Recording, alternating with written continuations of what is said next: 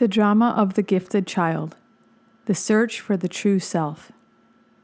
By Alice Miller. Chapter 1. The Drama of the Gifted Child. How we became psychotherapists.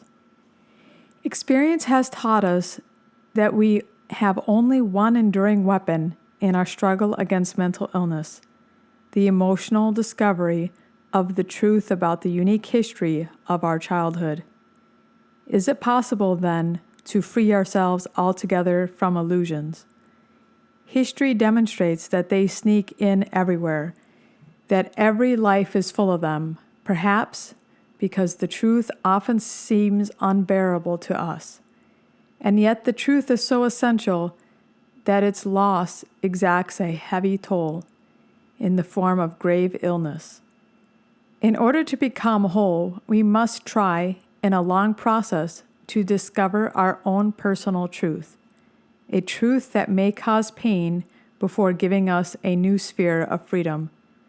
If we choose instead to content ourselves with intellectual wisdom, we will remain in the sphere of illusion and self-deception. The damage done to us during our childhood cannot be undone, since we cannot change anything in our past. We can, however, change ourselves. We can repair ourselves and gain our lost integrity by choosing to look more closely at the knowledge that is stored inside our bodies and bringing this knowledge closer to our awareness. This path, although certainly not easy, is the only route by which we can at least leave behind the cruel, invisible prison of our childhood. We become free by transforming ourselves from unaware victims of the past into responsible individuals in the present, who are aware of our past and are thus able to live with it. Most people do exactly the opposite. Without realizing that the past is constantly determining their present actions, they avoid learning anything about their history. They continue to live in their repressed childhood situation, ignoring the fact that it no longer exists. They are continuing to fear and avoid dangers that, although once real, have not been real for a long time. They are driven by unconscious memories and by repressed feelings and needs that determine nearly everything they do or fail to do. The repression of brutal abuse experienced during childhood drives many people to destroy their lives and the lives of others.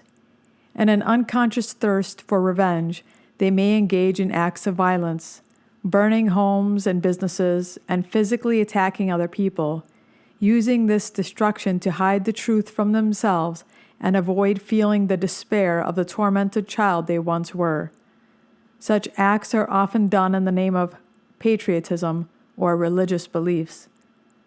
Other people actively continue the torture once inflicted upon them in self-scourging clubs of every sort and in sadomasochistic practices.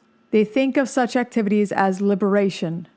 Women who allow their nipples to be pierced in order to hang rings from them can then pose for newspaper photographs, proudly saying that they felt no pain when having it done and that it was even fun for them. One need not doubt the truth of their statements. They had to learn very early in life not to feel pain, and today they would go to any lengths not to feel the pain of the little girl who was once sexually exploited by her father and had to imagine that it was fun for her. Repressed pain may reveal itself more privately, as in a woman sexually exploited as a child, who was denied her childhood reality and in order not to feel the pain is perpetually fleeing her past with the help of men, alcohol, drugs, or achievement. She needs a constant thrill to keep boredom at bay. Not even one moment of quiet can be permitted during which the burning loneliness of her childhood experience might be felt, for she fears that feeling more than death. She will continue in her flight unless she learns that the awareness of old feelings is not deadly but liberating. The repression of childhood pain influences not only the life of an individual, but also the taboos of the whole society. The usual run of biographies illustrates this very clearly. In reading the biographies of famous artists, for example, One gains the impression that their lives began at puberty. Before that, we are told they had a happy, contented, or untroubled childhood, or one that was full of deprivation, or very stimulating. But what a particular childhood really was like does not seem to interest these biographers, as if the roots of a whole life were not hidden and entwined in its childhood. I should like to illustrate this with a simple example. Henry Moore describes in his memoirs how, as a small boy, he massaged his mother's back with an oil to soothe her rheumatism. Reading this suddenly threw light for me on Moore's sculptures, the great reclining women with the tiny heads. I could now see in them the mother through the small boy's eyes, with the head high above, in diminishing perspective, and the back close before him, enormously enlarged. This interpretation may be irrelevant for many art critics, but for me it demonstrates how strongly a child's experiences may endure in his unconscious, and what possibilities of expression they may awaken in the adult who is free to give them rein. Now, Moore's memory did not concern a traumatic event, and so could survive intact, but every childhood's traumatic experiences remain hidden and locked in darkness, and the key to our understanding of life that follows is hidden away with them. The poor, rich child. I sometimes ask myself whether it will ever be possible for us to grasp the extent of loneliness and desertion to which we are exposed as children. Here I do not mean to speak primarily of children who were obviously uncared for or totally neglected, and who were always aware of this, or at least grew up with the knowledge that it was so. Apart from these extreme cases, there are large numbers of people who enter therapy in the belief, with which they grew up, that their childhood was happy and protected. Quite often I have been faced with people who were praised and admired for their talents and their achievements, who were toilet trained in the first year of their lives, and who may even, at the age of 1.5 to 5, have capably helped to take care of their younger siblings. According to prevailing attitudes, these people, the pride of their parents, should have had a strong and stable sense of self-assurance. But the case is exactly the opposite. They do well, even excellently, in everything they undertake. They are admired and envied. They are successful whenever they care to be, but behind all this lurks depression, a feeling of emptiness and self-alienation, and a sense that their life has no meaning. These dark feelings will come as soon as the drug of grandiosity fails, as soon as they are not on top, not definitely the superstar, or whenever they suddenly get the feeling they have failed to live up to some ideal image or have not measured up to some standard. Then they are plagued by anxiety or deep feelings of guilt and shame. What are the reasons for such disturbances in these competent, accomplished people?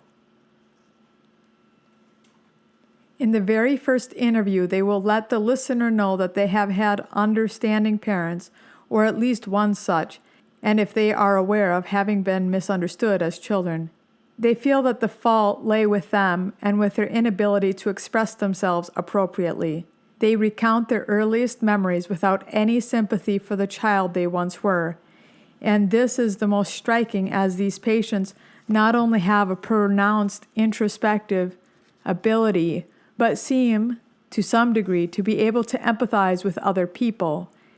Their access to the emotional world of their own childhood, however, is impaired, characterized by a lack of respect, a compulsion to control and manipulate, and a demand for achievement. Very often they show disdain and irony, even derision and cynicism for the child they were.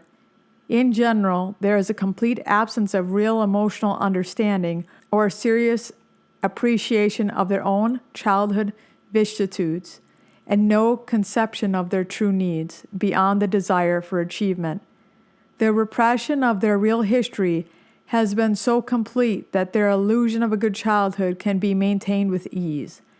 As a basis for a description of the psychic climate of these persons, some general assumptions should be made clear.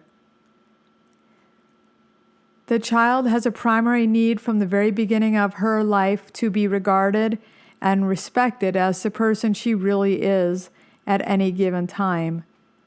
When we speak here of the person she really is at any given time, we mean emotions, sensations, and their expression from the first day onward. In an atmosphere of respect and tolerance for her feelings, the child, in the phase of separation, will be able to give up symbiosis with the mother and accomplish the steps toward individuation and autonomy. If they are to furnish these prerequisites for the healthy development of their child, the parents themselves ought to have grown up in such an atmosphere. If they did, they will be able to assure the child the protection and well-being she needs to develop trust. Parents who did not experience this climate as children are themselves deprived. Throughout their lives, they will continue to look for what their own parents could not give them at the appropriate time: the presence of a person who is completely aware of them and takes them seriously.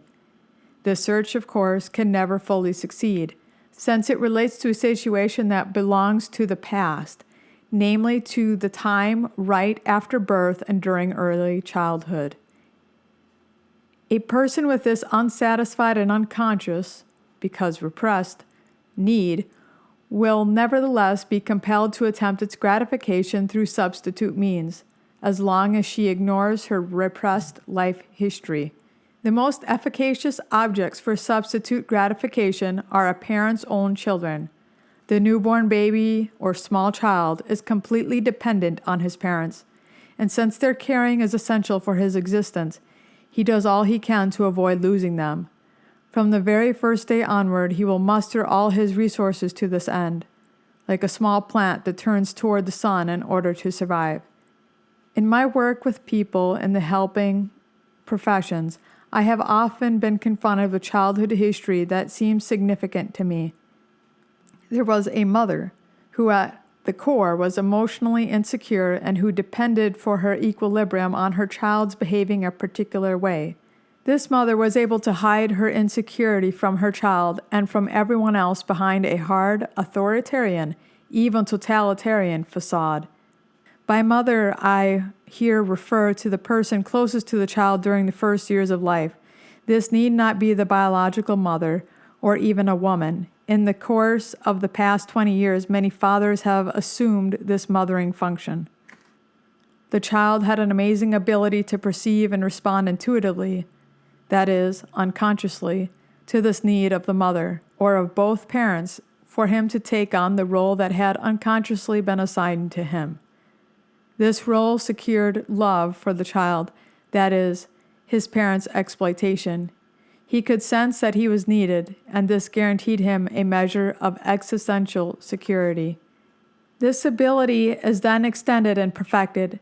Later, these children not only become mothers, confidants, comforters, advisors, supporters of their own mothers, but also take over at least part of the responsibility for their siblings and eventually develop a special sensitivity to unconscious signals manifested by the needs of others.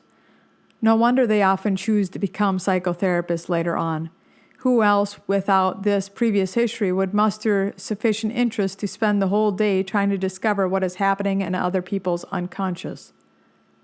But the development and perfecting of this sensitivity, which once assisted the child in surviving and now enables the adult to pursue his strange profession, also contain the roots of his emotional disturbance.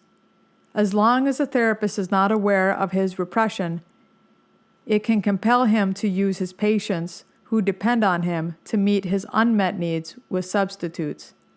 The Lost World of Feelings. On the basis of my experience, I think that the cause of an emotional disturbance is to be found in the infant's early adaptation. The child's needs for respect, echoing, understanding, sympathy, and mirroring have had to be repressed with several serious consequences.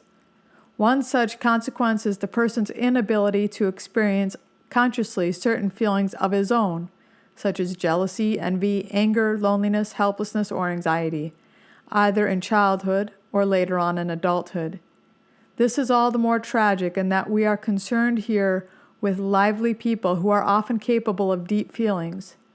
It is most noticeable when they describe childhood experiences that were free of pain and fear. They could enjoy their encounters with nature, for example, without hurting the mother or making her feel insecure, reducing her power or endangering her equilibrium. It is remarkable how these attentive, lively, and sensitive children, who can, for example, remember exactly how they discovered the sunlight in bright grass at the age of 4, at 8 were unable to notice anything, or show any curiosity about their pregnant mother, or were not at all jealous of the birth of the sibling. It is also remarkable how at the age of 2 such a child could be left alone and be good, while soldiers forced their way into the house and searched it, suffering the terrifying intrusion quietly without crying.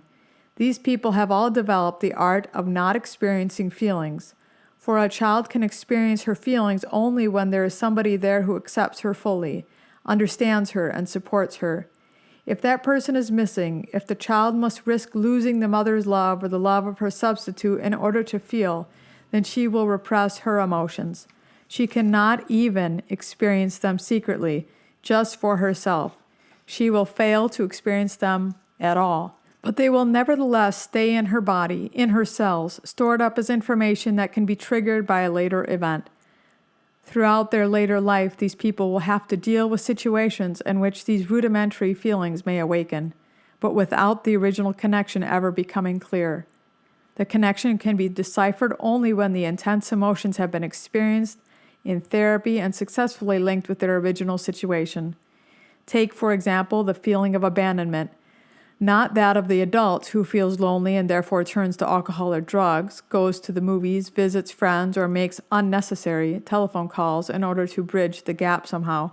No, I mean the original feeling in the small infant who had none of these means of distraction and whose communication, verbal or pre-verbal, did not reach the mother because his mother herself was deprived.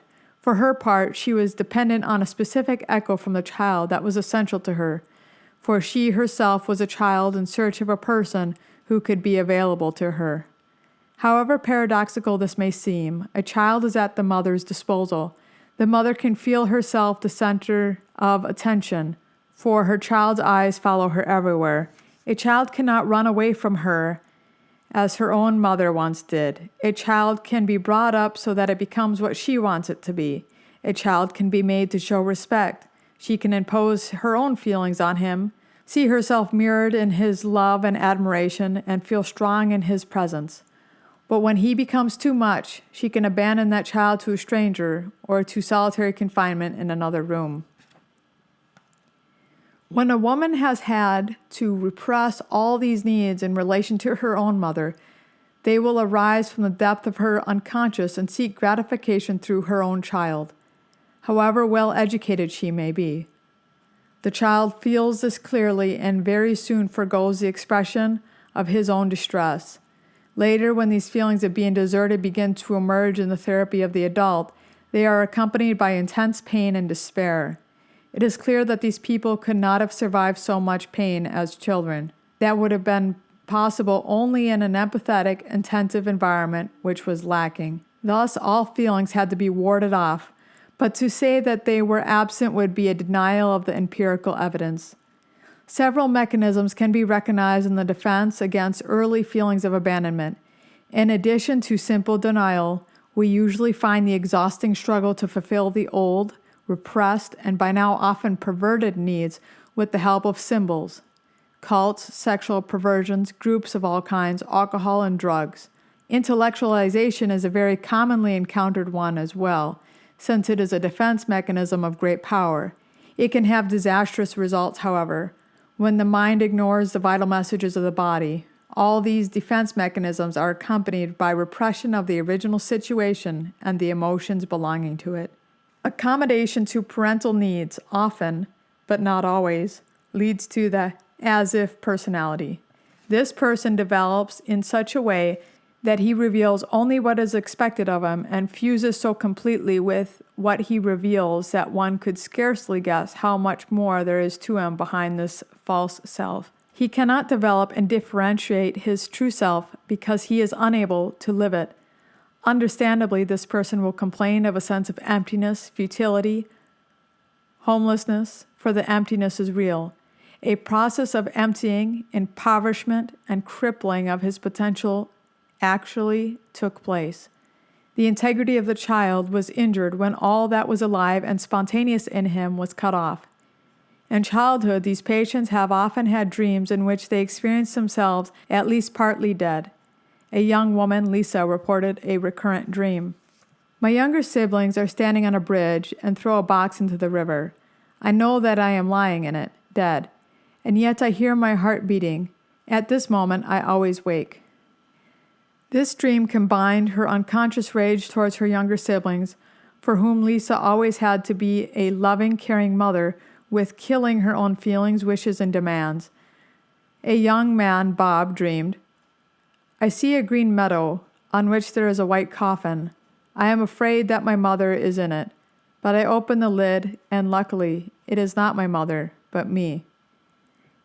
If Bob had been able, as a child, to express his disappointment with his mother, to experience his rage and anger, he could have stayed fully alive, but that would have led to the loss of his mother's love, and that for a child can mean the same as death. So he killed his anger, and with it a part of himself, in order to preserve the love of his mother. A young girl used to dream, I am lying on my bed. I am dead. My parents are talking and looking at me, but they don't realize that I am dead. The difficulties inherent in experiencing and developing one's own emotions lead to mutual dependency, which prevents individuation. Both parties have an interest in bond permanence. The parents have found in their child's false self the confirmation they were looking for, a substitute for their own missing security. The child, who has been unable to build up his own sense of security, is first consciously and then unconsciously dependent on his parents. He cannot rely on his own emotions, has not come to experience them through trial and error, has no sense of his own real needs, and is alienated from himself to the highest degree. Under these circumstances, he cannot separate from his parents, and even as an adult, he is still dependent on affirmation from his partner, from groups, and especially from his own children. The legacy of the parents is yet another generation condemned to hide from the true self while operating unconsciously under the influence of repressed memories. Unless the heir casts off his inheritance by becoming fully conscious of his true past, and thus his true nature, loneliness in the parental home will necessarily be followed by an adulthood lived in emotional isolation.